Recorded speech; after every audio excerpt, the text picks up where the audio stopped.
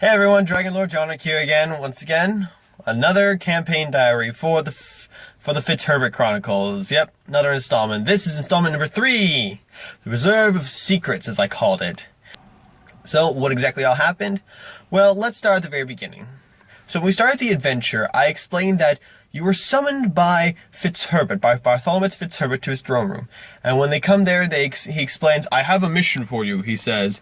There is a group of bandits terrorizing my people, slaughtering them. They're clearly in search of something, our reports say. I want you to go find them, hunt them down, find out what they want, and, if possible, get it first. So he sends them out, and I tell him, he sends them out, go west, towards this town. That was one of his more recent strikes, and sure enough, they go, and they travel there. And when they get there, they have to talk to some of the townspeople and figure out what on earth is happening. This was awesome, as it gave them a chance to do some bit of role-playing, do a little bit of kind of investigation. In the past adventures, we've seen lots of action, we've seen lots of kind of stealthy stuff. This was more of just very normal, very social interaction. They had to be very just kind of casual and be very almost interrogating without actually, interrogating. Yes, I'm rolling the window down, it's warm in here.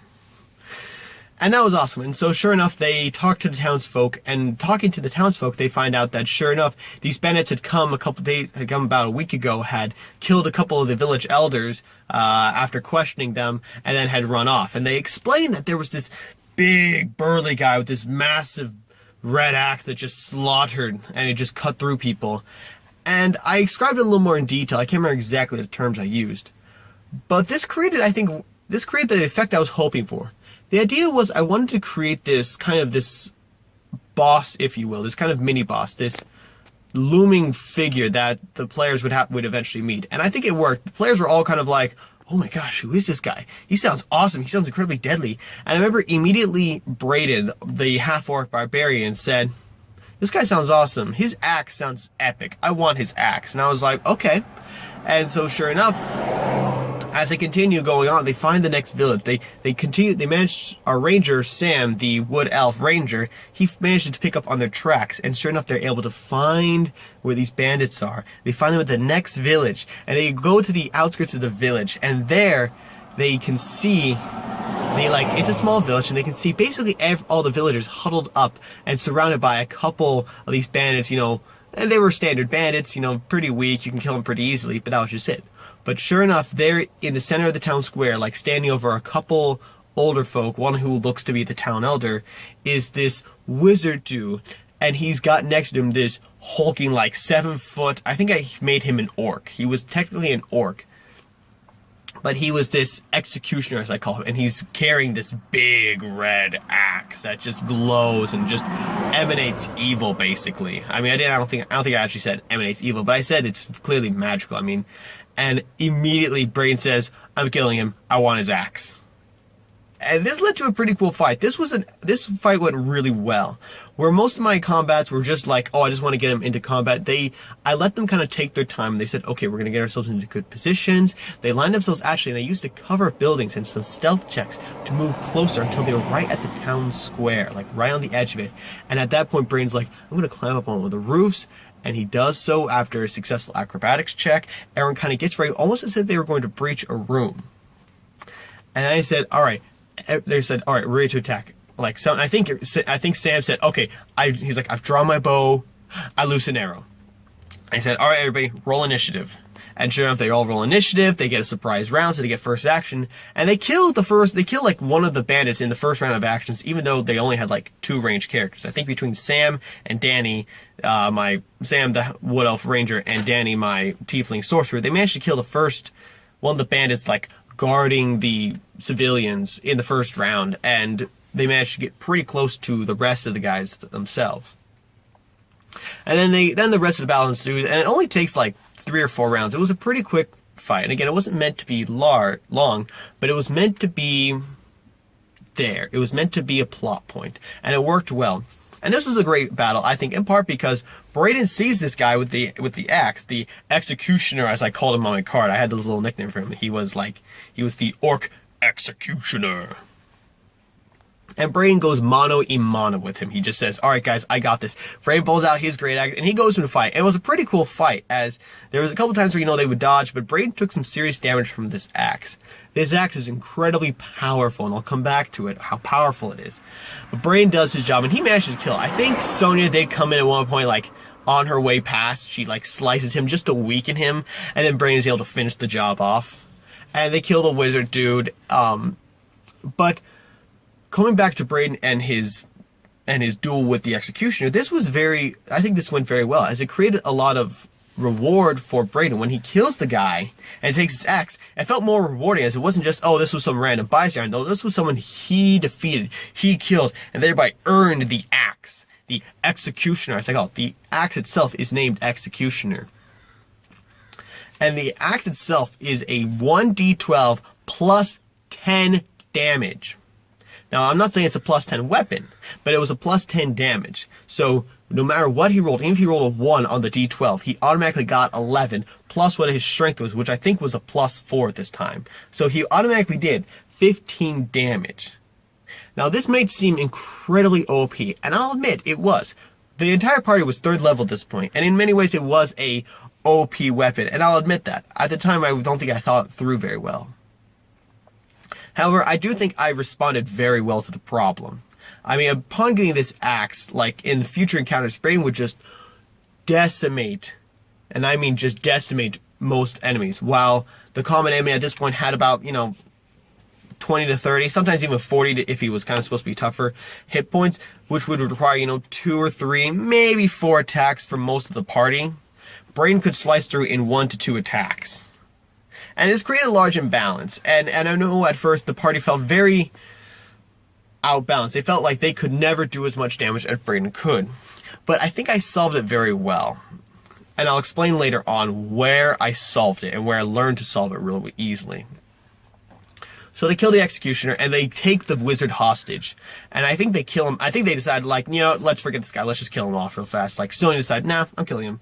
Everyone's like, oh, we could have taken him hostage. And she's like, meh, whatever.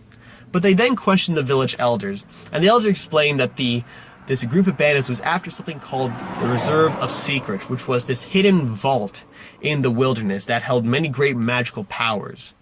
And he explained that their village had been guarding the gate to the Reserve of Secrets for generations. And he explains oh, take this golden rod egg thing I described it as, and speak these words and it will open. And this was actually with his dying breath. He had, been killed by the executioner. The executioner, sees these guys coming, sees the party coming into the village, kills the elder. He's gotten the information he wants. And then with his dying breath, the elder is kind of able to explain, everything that's going on and how the party can enter the vault, the Reserve of Secrets. And I think it worked very well. This was very dramatic. And I think that was one of my successes with this adventure. I would say it's probably one of my best written ones. While they didn't have a ton of great motivation to get them started, once the party got going, I think they worked very well. And it was kind of cool for them because they go in, they complete this one task that Bartholommitz had sent them on. They had killed the bandits. But now they had this greater task. Now they had to find the Reserve of Secrets, enter it, figure out what secrets it contained, and possibly take them for themselves. And this was created as everyone was like, oh, what's in it? This could be a lot of cool stuff. They said magic items. Maybe this will be some awesome magic items for us to get to keep. And so the party really enjoyed that, I felt. And so sure enough, they then had to they had to follow the directions the village elder had given them. And this required some survival checks on their part. And sure enough, pretty shortly, they do come to a waterfall, and it matches the description that the elder had given them. And they decide, all right, we've had a long day. We're kind of beaten up from that bandit attack. Let's spend the night. And then on the morning, we'll start over, and we'll kind of enter this vault. We'll figure it out. And this is where I think one of my strokes of masterpiece in this adventure came. Because as they were sleeping, I rolled a dice, and everyone's like, what are you doing? I was like, Sonya, you wake up to feel a stabbing sensation. As your eyes open, you notice a ghostly figure standing over you, its sword plunged into your stomach. And she's like, I'm screaming. I was like, as you scream, everybody wakes up to see this ghostly figure stabbing you. And he's kind of freaked out. They all rolled initiative. They killed it within like 2 rounds. Now, the only reason it took 2 rounds is because it was like this ghostly figure, so it had resistance to most of their weapons, except Brayden's magical axe and Sonia's magical cold cleaver sword, which she got from Crixorex, the leader of the Fire Bandits, back from the first adventure. But sure enough, it took them, and as they were doing, like, as they're this, everyone was kind of freaked out. They're like, holy crap, we just got attacked in the middle of the night. Everyone's kind of freaked out. But they decided, all right, we'll all go to bed. We'll come back in the morning. We'll handle this problem anew. And sure enough, that's what they did. And in the morning, they had like, okay, we got the golden egg. We take it to the waterfall. We speak the words. The waterfall kind of, opens up. Again, very cinematic and a lot of things I stole from, a lot of movies. But I think people enjoyed it. The players enjoyed it. They kind of got this feeling they were in one of their favorite movies. And I think that was a great reward for them. And so it opens up and they go in, and sure enough, the doors close behind them. And it's kind of all spooky, and there's some torches in there. And like after they take like one step in, like all of a sudden like torches go out, but instead like appear 4 more of these spectral figures, and then drop from the ceiling like 2 more actual like real alive warriors. Like again, of these ghosts. I call them ghost guardians, as that's what they were called. And then it was another initiative, but again, it was to give this tension of, oh my gosh, this place is well guarded. You had to get the secret password and the secret item or open up the waterfall in the first place, during which we got attacked by a ghost that was not easy to kill. And killing these ghosts here in the Reserve of Secrets itself was not easy. And it took a while. And there was a lot of back and forth going on. The players would have a good round. They would maybe kill a guy or severely damage one of them. The enemy would have a great round and severely damage one of their guys. One of the party members, then the party members would have to heal. It would go back and forth, and it was a pretty epic struggle. And while it wasn't meant to slow them down too much, and I don't think it did, the players kept a good momentum. It still created excellent pacing, a little bit of tension. And this is one of the moments where I think Sam really enjoyed himself, because he, for whatever reason, was just enjoying the ghosts. He saw the ghosts had these like spectral swords, kind of ghostly like themselves, but they had these swords that were. And he's like, I want one. And so finally what he does, he was getting really fed up. He was trying to kill one. He was going mano-a-mano with one of the ghost warriors. And he finally says, you know what? I'm going to grab the thing's sword. I'm going to turn around and I'm going to punch it. And I'm like, all right, roll me a strength check. And he's like, all right. And I roll a strength check on the part of the ghost, maintain the sword. Sure enough, Sam wins. Sam wins. He grabs the sword. And what he didn't know was the ghost is actually down to 1 HP. He didn't know. I said the ghost was kind of faltering. It looked like it was kind of fading in and out almost, as if it was losing its grip on reality.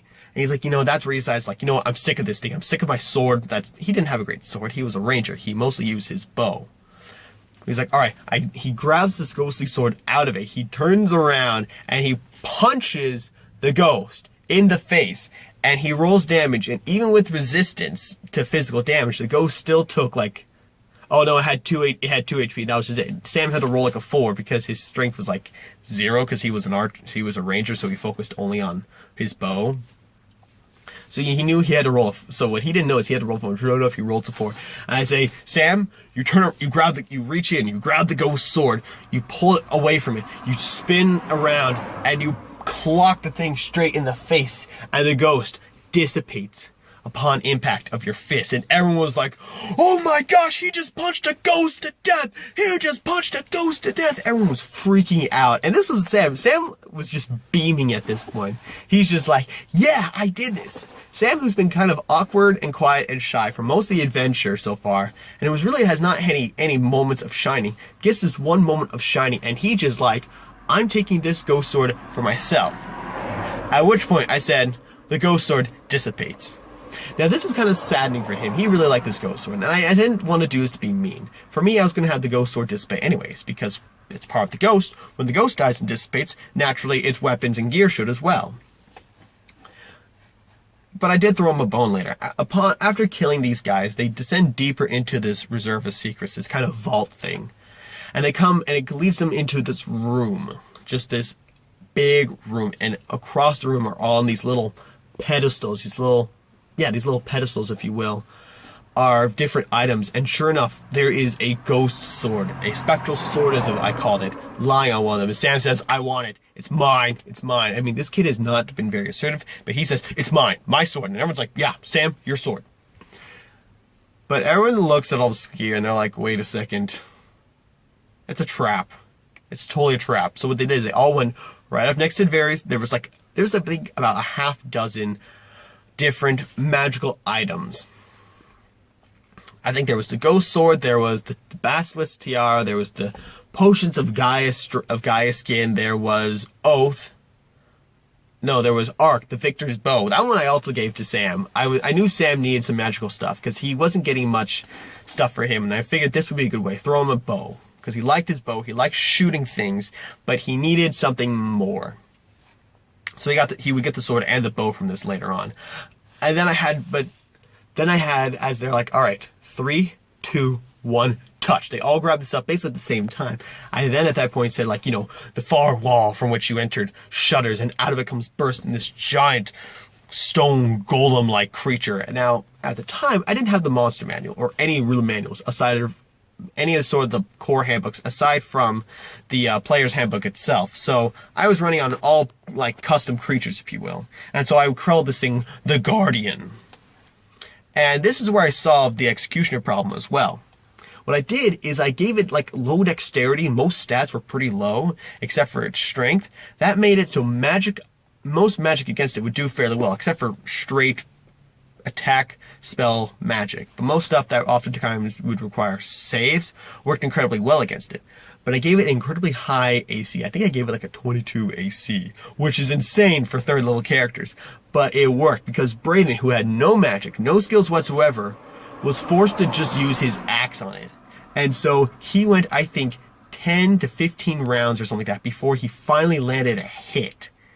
And then when he hit, he dealt some serious damage. Except the thing gets resistance to weapons. To like all weapons. So and that's the thing. At the same time that this Guardian appears, I had a couple more like these little Guardian soldiers, these Ghost Guardians appear. And most of the people were preoccupied. Well, they're like, when they saw this big thing, they saw these guys show up, they're like, oh, Braden, you can go take care of the big thing. We'll go handle the little guys. And that's what they did. And Braden was like, oh yeah, sure, I got this, until he realized how high of an AC the thing had. I mean, he only hit the thing like twice. While he is just swinging at it and trying to hit it and just failing miserably. Meanwhile, everyone else is going to town on these ghost guys, on all the little guardians, and they made pretty short work of them. And then they turned their attention to the big hulking guardian golem. And at that point, it started taking some damage, mostly because the magic users like Danny and Hazel and Sydney, that's where they were able to start using their magic to start damaging it. And eventually they did strike it down. And it was, I think, a fairly rewarding encounter for the people. They felt like, man, they had really worked for it. And now, Braden was a little angry. He was a little like, man, this thing took so long to kill. He was a little frustrated, but he got over it. And everyone else was like, it was a good encounter. So all in all, it worked really well, and sure enough, they got it, they killed it, and they're like, "Hey, we got our loot. Let's head back." And that was it. That was the end of the adventure. And so I guess kind of to sum it all up, yeah, I think it worked really well. There was a lot of great writing. There was, I think, enough magical items, most of which the characters haven't used. They have yet to use the Basilisk Tiara or the potions of Gaia skin, which gives them a boost to their AC. They've used, Sam has been using Arc, the Victor's bow, and the Spectral sword, constantly. Those are his weapons now. And meanwhile, Braden, while now level 7, has yet to give up his Executioner axe. And it's now becoming a little more level. While he still does more damage than most of the party, he no longer is wiping through all the enemies before anybody else can. It still takes him 2 or 3 couple hits before he kills them. if he rolls really high, yeah, he wipes through them in 1 or 2 hits, but he's got to roll high. So I think while I created this problem of a super OP weapon, I've now, at the same time, I've solved it, and I've come up with, and I've used similar things. I'll create characters that are basically resistant to Braden's axe. Not just the axe, but there's some way where, Braden's axe is not just destroying them, and everyone else kind of gets a chance to deal some damage to the creatures before Braden actually, has a chance to come in and destroy it. And so that's something I think I've learned is I create a problem, but I also figure out how to fix it. And it works well. It's worked well. And I've loved having executioner. Everyone loves execution now. Now that it's a little more level with everything else, everyone loves the weapon. And everyone's okay with things now. So I think that's the lesson I really learned was, how to write good and how to solve a problem upon creating one by accident. And I think that's a lesson every DM needs to learn is, okay, now that I've created this problem, how am I going to fix it? So thanks everyone for tuning in for this campaign diary. Hope you've learned some lessons. Hope you've enjoyed the story. Again, comment section down below for any sort of comments whatsoever. Tips, ideas, criticisms, compliments, any of it. Please subscribe to the channel. Likes are always appreciated. And I'll see you guys next time.